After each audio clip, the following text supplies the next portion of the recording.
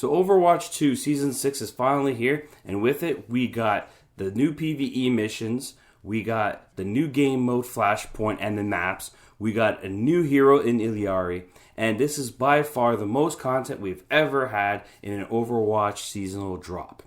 With that being said, let's get on with the good and the bad. Starting off with the good. The PvE story missions are finally here. Yes, let's get the obvious out of the way. These PvE story missions are basically archive missions on steroids with a focus on story and character and plot development. That is not a bad thing. As personally speaking, I loved the archive missions that we did have in Overwatch 1, and being able to jump into the story missions that are similar to that didn't bother me at all, considering that the bread and butter of the story missions is, well, as you guessed, the story. Whether that be the overarching plot of what's going on with Overwatch and the relationship between the characters themselves. The story is actually better than I thought it was going to be, and it went into a direction that I didn't think it was going to go. But the story missions themselves, not only was the story itself good, but the gameplay is fun. And that's the key here. Fun. You do get 3 story missions with the seasonal update, as well as a free PvE mission that is basically going to rotate different parameters every week. I don't know if it's going to go all the way to the end, as the current listing only shows 4 weeks. So I don't know if it's going to repeat the weeks after, or is it just going to stop, or what have you.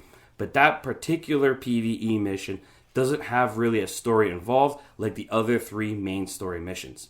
There's actually a significant difference in quality from the free PvE mission to these actual story missions themselves.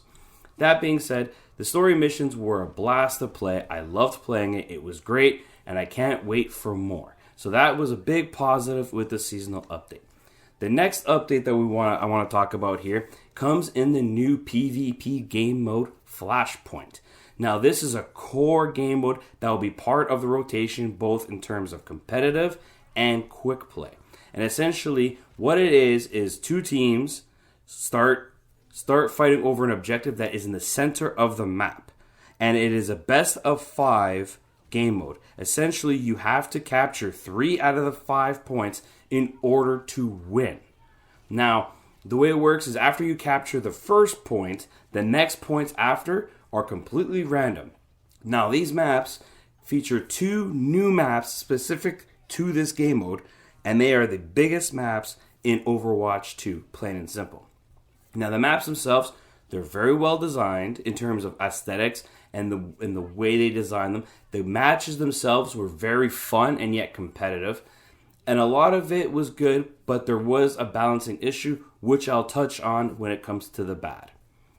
Then let's get over to the bread and butter, as everybody likes when it comes to Overwatch, a new hero. The new support hero, Illari.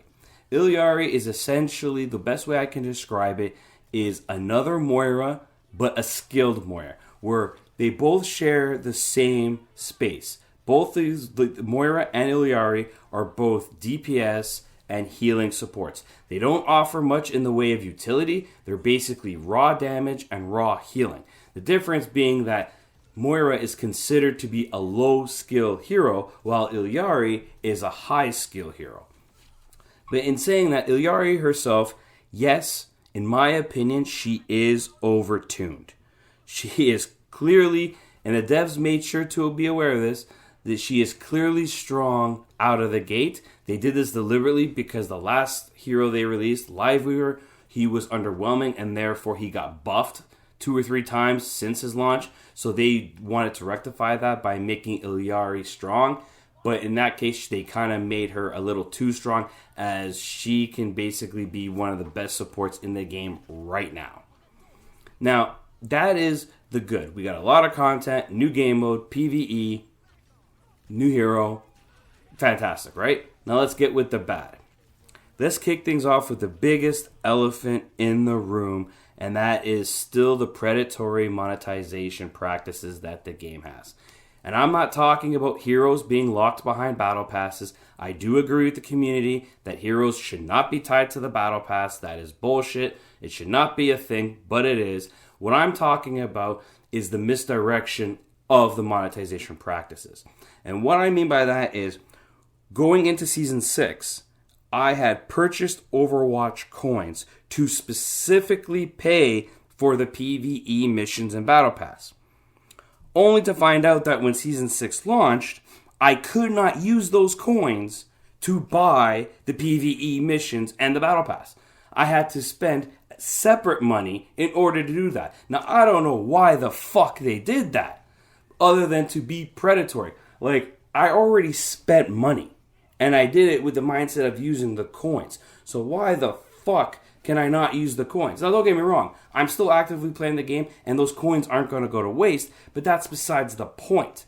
They never at any point disclosed the fact that you could not use Overwatch coins, the coins that you have to buy, to use them to buy the PvE missions. Had I known that, I would not have bought the coins, and I would just save my money to actually buy it as I did.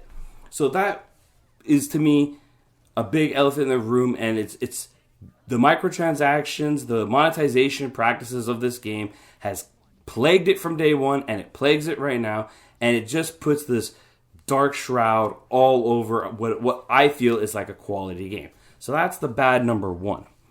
The bad number two that I feel with when it comes to this seasonal update comes in the form of the balance of the new Flashpoint maps. The Flashpoint maps, I spoke about how beautiful they are. I like their layout. I like the game mode. However, because of the overly large size of the maps, there is a significant balance issue in that slow-moving heroes are at a huge disadvantage in this game mode. You want to run high mobility characters across the board. If you don't, when you die, if the objectives on the other end of the map, you have quite the trek to go from spawn to that objective. And if you're running a character like Bastion or Sigma, who's incredibly slow, it does impact the overall pacing, and it adds to the frustration about how the actual, pacing of the way the map is. It does favor high mobility heroes, and I don't think that's the best direction.